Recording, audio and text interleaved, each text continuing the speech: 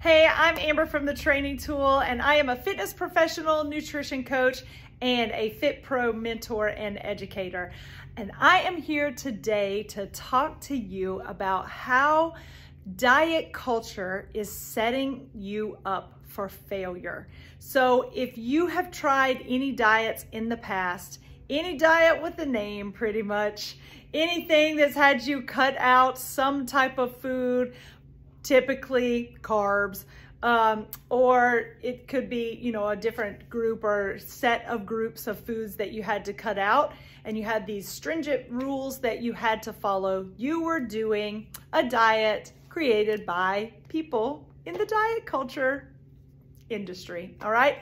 Diet industry is a multi-billion dollar a year industry, and they're out there to take our money, and they sell us all of these things. It sounds really good, and you think, oh, finally, this is the answer. But I'm here to tell you that there is no magic, friends.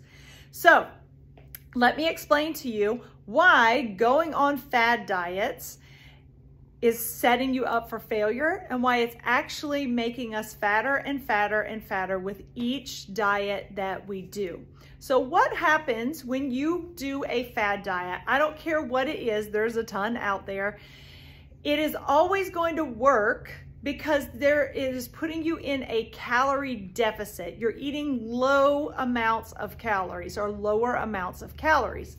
Now, what nobody tells you is this: when you go into a calorie deficit, and if it is a severe calorie deficit, your body releases weight. You see a lower weight amount on the scale, and it comes from 3 different places. It comes from our water weight. It comes from fat, yes, you lose fat, but it also comes from muscle as well. So what happens is you start a diet. Let's say you go on a diet. I'm just gonna throw a number out there. You weigh 200 pounds. You lose 50 pounds on that diet, and you get down to 150. Well, during that journey down to 150, you did lose fat, but you also lost muscle mass. And when that diet is over and you go back to living your regular life, because nobody's taught you actual true nutrition information and helps you to understand how to eat well for life, you put that weight back on. And let's say you go up to 210 pounds, because typically you're going to put on the amount of weight that you lost and then some. You are not gaining back muscle mass when you are putting that weight back on.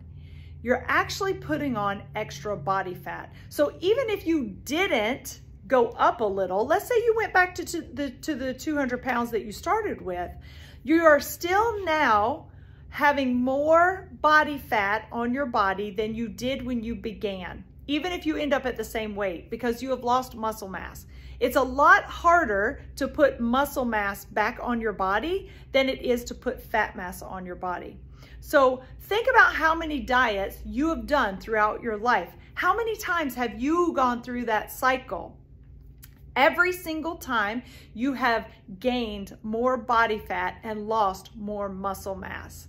And this is a problem because your muscle is metabolically more active than your fat mass. So you are losing a little bit of your active metabolism when you lose your muscle. So that is why at the Training Tool, we don't do fad diets. We don't do anything crazy. We do everything slow and controlled, and we work on education with our clients, because we don't want you to be stuck in the cycle of gaining more body fat, more body fat, more body fat.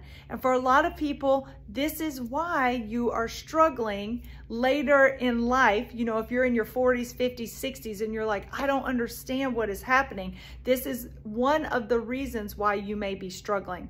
There are also 4 other reasons that I went over in my nutrition workshop, Why You Can't Lose Weight. So if you're interested to know more about that, comment below or shoot me a DM with your email address, and I'll be glad to share some of that information with you.